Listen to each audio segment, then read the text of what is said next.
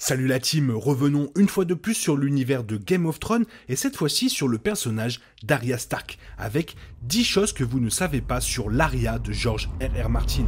Et on en parle dès maintenant et n'oubliez pas de me laisser votre avis dans les commentaires et de liker. Let's go.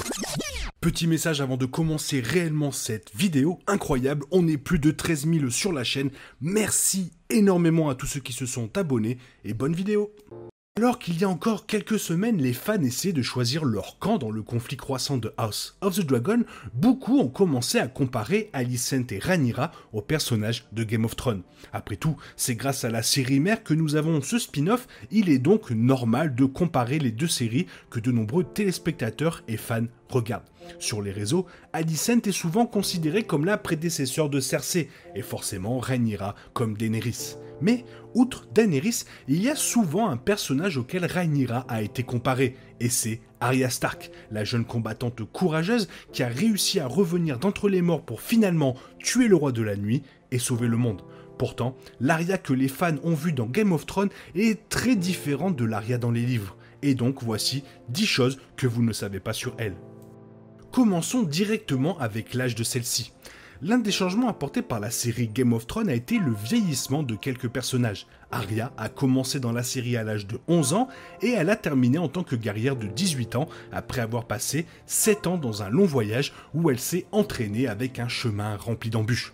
Cependant, Arya dans les livres a commencé à l'âge de 9 ans et n'a actuellement que 11 ans. C'est un geste qui rendait le personnage beaucoup plus crédible, car après tout, voir un personnage évoluer dans cet univers et prendre des décisions rapides qui l'aident à survivre dans la nature est assez incroyable pour une enfant de 9 ans.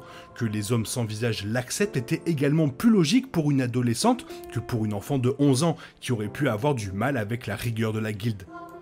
Continuons sur ses souhaits et ses désirs. Alors que la série représentait une petite fille qui voulait être chevalier, l'Arya des livres n'a jamais vraiment voulu être soldat. Bien qu'elle veuille certainement être une danseuse de l'eau, les danseurs de l'eau ne sont pas vraiment des chevaliers. Au lieu de cela, la plupart portant ce titre ne sont que des gens ordinaires avec une formation à l'épée. Pour rappel, ce titre est porté par les adeptes d'un style d'escrime originaire de Bravos. En fait, les livres dépeignent un personnage qui voulait construire des châteaux, être conseillère du roi ou devenir le grand septon. Pourtant, alors que la série s'appuyait sur ses qualités de combattante, les fans du livre savaient qu'Arya n'avait jamais vraiment voulu se battre alors que dans la série, elle est incroyablement une sacrée combattante. Autre chose de très intéressant, c'est le respect d'Arya pour les femmes. Alors que la série dépeignait un personnage qui proclamait toujours fièrement qu'elle n'était pas comme les autres filles, l'Arya dans les livres avait en fait du mal à faire face à son incapacité à se conformer aux attentes de genre. En fait, elle a souvent montré un respect suprême pour les femmes qui étaient plus traditionnellement féminines qu'elle. Game of Thrones peut présenter Arya disant à Tywin que les autres filles sont stupides, mais l'Arya des livres n'a jamais voulu dire cela. Au lieu de cela, elle a défendu les femmes, protégé une petite fille à travers des kilomètres de nature sauvage et travaillé incroyablement dur pour développer des compétences traditionnellement féminines. Après avoir abîmé une robe, elle a même tendu la main à la dame qui lui avait prêté pour s'excuser. Autre chose que vous ne savez peut-être pas, c'est l'amour d'Arya pour Jon Snow. Bien que l'émission décrit Jon et Arya comme quelque peu proches, elle n'a pas noté à quel point les deux étaient réellement proches. En fait, les deux étaient si proches qu'elle a vu son épée aiguille comme le sourire de Jon Snow, comme l'a déclaré l'une des meilleures citations du livre d'Arya. Dans la plupart des livres, elle envisage de trouver un moyen de retrouver Jon et a vraiment senti qu'il serait le seul à l'accepter. Dans l'émission, alors qu'ils avaient des retrouvailles chaleureuses, ils se sont rapidement refroidis l'un avec l'autre et ont rarement discuté l'un de l'autre avant leur rencontre. Pourtant, les versions du livre des personnages pensaient souvent les uns pour les autres et Jon a même rompu ses vœux dans une tentative désespérée de protéger sa petite sœur. Et ce n'est pas la seule relation qui change, il y a aussi celle entre Arya et sa sœur. Tout comme la série a changé la relation entre Arya et Jon, elle a également changé la relation entre Arya et Sansa. Alors que c'était certainement tendu quand les deux se sont réunis, la série n'a pas noté à quel point sa sœur manquait à Arya et à quel point Sansa pensait réellement à Arya alors qu'elles étaient séparées. Arya a passé la majeure partie de son voyage à penser à ses frères et sœurs et à leur souhaiter bonne chance, tandis que Sansa n'a rappelé Arya que comme la sœur qu'elle était heureuse de laisser remplacer par une Tyrell. Les deux avaient une relation tendue quand elles étaient enfants à cause de la jalousie d'Arya et à Sansa la jugeant incapable de répondre aux attentes. Malheureusement, la série a choisi de ne pas représenter cela. qu'en est-il des hommes sans visage? La relation entre Arya et l'homme sans visage était très différente dans les livres. Alors que la version série du personnage a été considérée comme un échec pendant une grande partie de son temps avec la guilde, la version livre du personnage a prospéré parmi les assassins.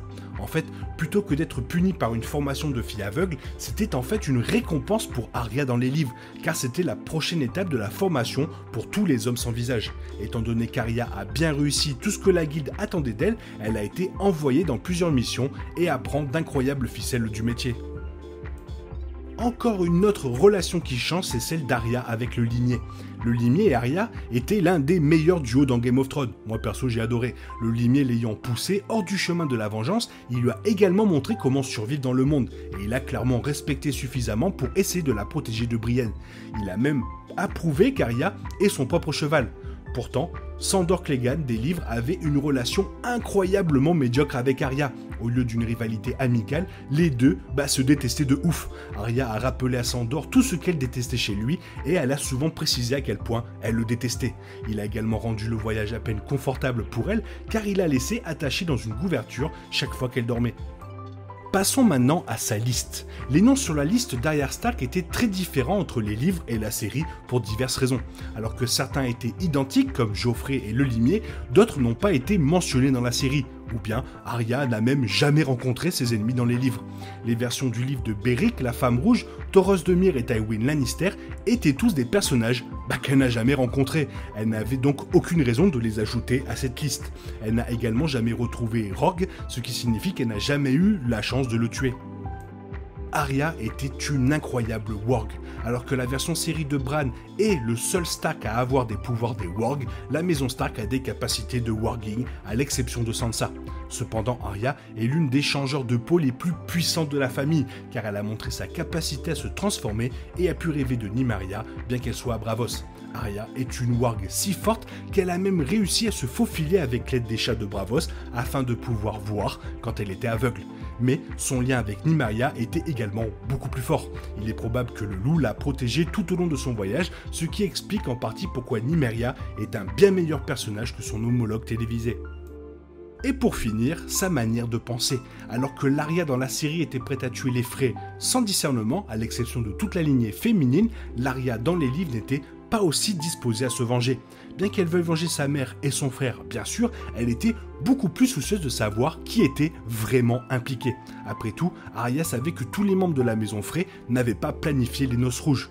Bien que beaucoup aient été impliqués, elle n'avait aucun moyen de savoir qui l'avait réellement fait. Alors elle n'a même pas écrit Walder Frey dans sa liste. Cela l'a rendue beaucoup plus sympathique, en particulier avec Lady Cœur de Pierre faisant l'essentiel de la vengeance pour la maison Stark au lieu de la fille de 11 ans.